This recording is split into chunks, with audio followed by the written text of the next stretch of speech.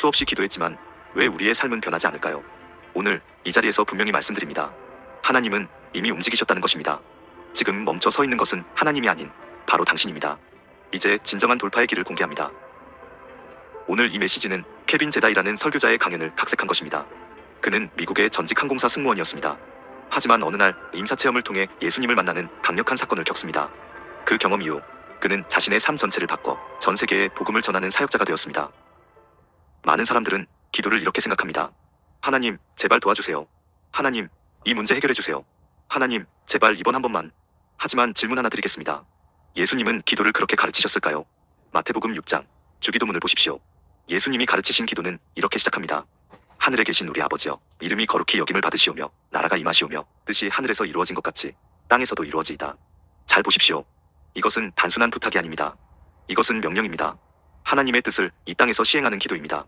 성경의 기도는 허락을 구하는 형식이 아닙니다. 믿는 자가 하늘의 뜻을 땅에 집행하는 선언입니다. 우리는 기도는 간청이라는 프레임에 갇혀 기도하면서도 계속 부족한 자처럼 행동합니다. 그러다 어느 날은 이렇게 말하게 됩니다. 내가 뭘 그렇게 잘못했나? 왜 하나님은 안 도와주실까? 하지만 여러분, 진실은 이렇습니다. 하나님은 이미 모든 준비를 마치셨습니다. 우리가 받아야 할 축복, 우리가 걸어야 할 길, 우리가 넘어야 할 산, 그 모든 스케줄은 이미 처리 완료되어 있습니다. 예수님의 말씀이 이를 확증합니다.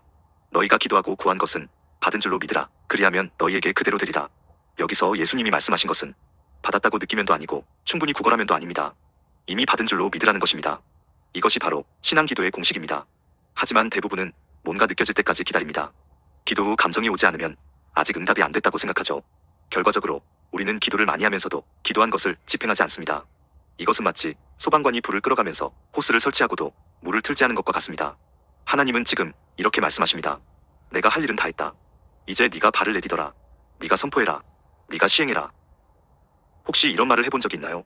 난 교회도 열심히 다니고 나쁜 짓도 안 했는데 왜 일이 안 풀릴까? 많은 사람들이 이렇게 생각합니다. 난 착하게 살고 있으니까 하나님도 도와주실 거야. 그런데 여러분, 진실을 알려드릴까요? 착하게 살아도 지옥 갈 수 있습니다. 하나님은 착한 사람을 찾고 있는 게 아닙니다. 하나님이 찾으시는 건 오직 순종하는 사람입니다. 성경에서 가장 무서운 말씀 중 하나가 이것입니다. 사람이 무심코 내뱉은 사소한 말이라도 심판의 날에는 책임을 져야 한다. 예수님은 말 한마디로 세상을 만드신 분입니다. 그분이 내 기도를 듣고 계신데 나는 얼마나 책임감 있게 기도하고 있나요? 그리고 여기 아주 중요한 장면이 있습니다. 많은 신앙인들이 이야기하는 하늘의 설계도. 하나님은 우리의 인생을 이미 설계해 두셨습니다. 어떤 사람은 하늘에서 자신의 실제 인생과 설계도가 겹쳐지는 장면을 보았다고 합니다. 그때 알게 되었죠. 나는 하나님이 계획하신 것의 35%밖에 살지 못하고 있었다는 것을. 충격적이지만 대부분의 사람들이 하나님이 준비하신 인생의 3분의 1만 살다 갑니다. 왜냐고요? 순종하지 않기 때문입니다. 그 사람은 이렇게 말했습니다. 하나님, 그것을 미리 알았더라면 더 열심히 했을 텐데요. 그때 성령께서 이렇게 응답하셨습니다. 너는 알 수 있었어. 여러분, 하나님은 당신을 계속 놓치고 계신 것이 아닙니다. 무관심하신 것도 아닙니다. 하나님은 이미 당신에게 성령을 주셨고 말씀을 주셨고 기회도 주셨습니다. 문제는 우리가 신앙생활이라는 이름으로 하나님의 뜻을 외면하고 있다는 것입니다. 그래서 이제 바꿔야 합니다. 내가 착한 사람인 척하는 것을 멈추고 정말 순종하는 사람으로 살아가야 한다는 것입니다. 착함은 평판을 만들지만 순종은 열매를 만듭니다. 하나님은 지금도 똑같이 말씀하십니다. 너의 예스를 기다리고 있다. 그 한 걸음이 너의 인생 전체를 바꾼다. 한 가지 질문을 드리겠습니다. 오늘날 세상이 왜 이렇게 망가졌을까요? 정치는 부패했고 언론은 거짓을 말하고 도덕은 무너졌고 진리는 조롱당합니다. 많은 사람들은 이것을 시대의 흐름이라고 말합니다. 또 어떤 사람들은 마귀가 강력해졌기 때문이라고 말하죠. 하지만 예수님은 다르게 말씀하십니다. 세상이 이렇게 된 건 교회 때문이다라고요. 교회가 깨어 있었다면 이 나라는 무너지지 않았다. 여러분, 예수님은 이미 승리하셨습니다. 십자가에서 마귀의 머리를 밟으셨고 부활하심으로 완전한 권세를 우리에게 위임하셨습니다. 하지만 왜 현실은 그렇지 않을까요? 그 이유 중 단 하나만 말하라면 우리가 그 권세를 사용하지 않기 때문입니다. 많은 교회는 교인 수 늘리기에 집중하고 사람들의 기분 맞추기에 바쁘며 심지어 세상과 비슷한 문화를 추구합니다. 그런데 영적 전쟁은 착한 이미지로 이길 수 없습니다. 마귀는 오늘도 사람들의 마음에 거짓을 심고 있습니다. 그리고 교회는 침묵합니다. 기도하지 않고 선포하지 않으며 말씀을 선명하게 전하지 않습니다. 그 결과는 무엇일까요? 세상이 어둠에 잠식당하는 것입니다. 에베소서 1장을 보면 예수님은 모든 권세 위에 계신 분이고 그분의 몸인 교회는 만물을 충만케 하는 통로라고 말합니다.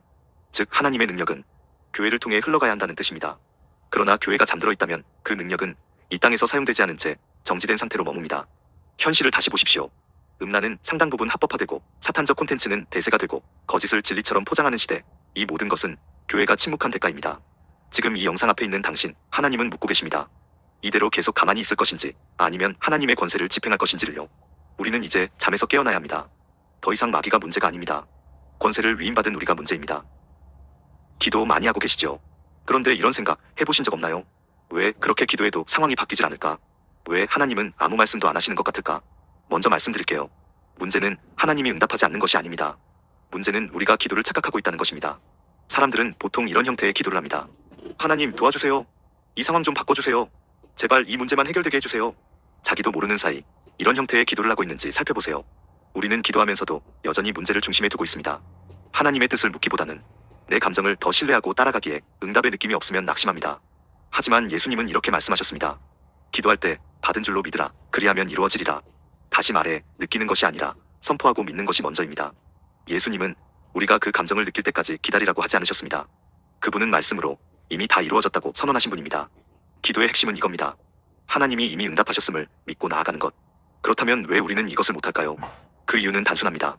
우리는 간청하는 기도에는 익숙하지만 명령하는 기도에는 익숙하지 않기 때문입니다. 그런 의미에서 마귀는 우리의 간청하는 기도를 별로 두려워하지 않습니다. 그가 진짜 두려워하는 건 믿음으로 명령하는 성도의 기도입니다. 왜냐하면 그때부터는 권세가 작동하기 때문입니다. 당신의 말이 하늘의 뜻과 일치될 때 그 순간부터 천군 천사가 움직이고 상황이 바뀌기 시작합니다. 여기서 중요한 포인트 하나. 기도는 하나님을 설득하는 것이 아니라 하나님의 뜻을 이 땅에 펼치는 집행 명령입니다. 그래서 기도하면서도 이게 내 감정인지 하나님의 뜻인지 모르겠어요 라고 고민합니다. 그럴 때는 말씀을 기도로 선포하세요.